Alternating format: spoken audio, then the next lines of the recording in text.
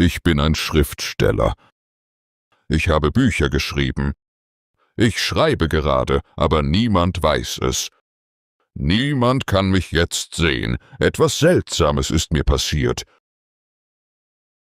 Ich werde dies mit dir teilen. Im Januar entschied ich mich, ein sehr langes Buch zu schreiben. Dafür verließ ich mein Haus und fand ein kleines Zimmer. Sobald ich es sah, dachte ich sofort, dass es der perfekte Ort zum Schreiben war. Obwohl es bescheiden war, schätzte ich dieses Zimmer sehr, wegen der Ruhe, die es bot. Ich begann, an meinem Buch zu arbeiten und war glücklich. Aber dann begannen seltsame Dinge zu passieren. Eines Tages, als ich an meinem Schreibtisch saß und meinen Stift hielt, dachte ich plötzlich, ich möchte einen Kaffee holen, aber ich habe keinen mehr. Ich muss zum Laden gehen. Ich legte meinen Stift auf den Tisch und ging hinaus. Als ich zurückkam, suchte ich nach dem Stift. Er war nicht auf dem Tisch. Ich schaute auf den Boden, auf meinen Stuhl und dann wieder auf den Tisch. Er war nicht da. Ich verstehe es nicht, dachte ich. In dieser Nacht passierte wieder etwas Seltsames. Ich lag im Bett, der Raum war ruhig. Plötzlich öffnete ich die Augen. Was war das? Dachte ich. Dann hörte ich eine Männerstimme. »Wer ist da?« rief ich. Niemand antwortete und niemand war im Raum. Ich verstand es nicht. Ich hatte Angst. Was könnte ich tun? Dachte ich. Was war das? Danach passierten jeden Tag weiterhin seltsame Dinge, aber ich war entschlossen, mein Buch zu beenden, also blieb ich. Das Zimmer war bescheiden, nur mit einem Bett, einem Tisch und einem Stuhl ausgestattet. An der Wand hing auch ein alter Spiegel, den ich sehr mochte. Eines Tages, als ich in den Spiegel sah, sah ich jemand anderen. Es war nicht ich. Dieser Mann hatte einen Bart, anders als ich. Ich blinzelte und schaute dann wieder. Diesmal war mein eigenes Gesicht reflektiert. Es schien unmöglich, dachte ich. Es gab keinen anderen Mann. An diesem Tag entschied ich mich, einen Spaziergang zu machen und nicht an meinem Buch zu arbeiten. Ich wollte nicht im Zimmer bleiben, um seltsame Dinge zu sehen oder zu hören. Als ich abends nach Hause kam, war der Raum sehr ruhig.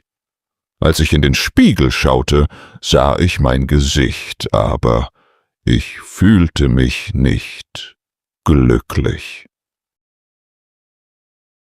Ich ging ins Bett, aber der Schlaf verweigerte mir den Eintritt.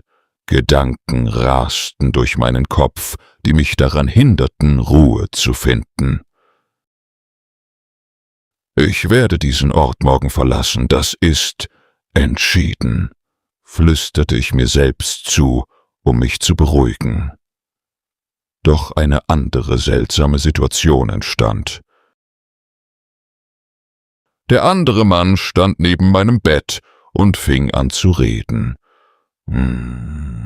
»Du wirst niemals hier rauskommen«, sagte er. »Du wirst bei mir bleiben.« Dann öffnete ich meine Augen. Mir war sehr kalt und ich hatte Angst. Ich werde jetzt gehen, dachte ich. Ich kann keine weitere Minute hier bleiben. Ohne Zeit zu verschwenden, packte ich schnell meine Sachen in einen Koffer. Ich wollte sofort gehen. Ich konnte das Bild dieses Mannes nicht aus meinem Kopf bekommen, und es erfüllte mich mit Angst, obwohl ich nicht genau verstand, was mich so erschreckte. Nachdem ich meine Kleidung in den Koffer gepackt hatte, traf ich eine feste Entscheidung. Ich werde dieses Zimmer jetzt verlassen. Ich scannte vorsichtig jede Ecke des Raumes und richtete dann meinen Blick wieder auf den Spiegel. Plötzlich kam eine starke Kälte über mich und ich spürte eine wachsende Angst. Der andere Mann war nicht mehr im Spiegel, aber was mich am meisten störte war, dass mein eigenes Spiegelbild verschwunden war. Mein Gesicht war nicht mehr da, als ob es aus der Existenz gelöscht worden wäre. Ich versuchte zu schreien, aber kein Laut kam über meine Lippen. Ich war stumm, sprachlos. Und dann erschien er. Der andere Mann, der mit dem Bart, stand da, aber nicht im Spiegel. Er saß am Tisch, hielt meinen Stift fest in der Hand. Er schrieb mein Buch mit meinem Stift. Ein Wutanfall überkam mich, aber als ich versuchte zu sprechen, kam kein Ton aus meinem Mund, weil ich keine Stimme mehr hatte. Der andere Mann sagte nichts, nur ein verschmitztes Lächeln auf seinen Lippen, während er ruhig an seiner Arbeit weitermachte. Plötzlich klopfte es an der Tür, und die fröhliche Stimme eines Freundes erklang.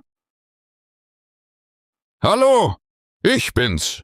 Bist du da?« Mein Herz füllte sich mit Erleichterung bei dem Gedanken, ein bekanntes Gesicht zu sehen. Mein Freund wird mir helfen, dachte ich hoffnungsvoll.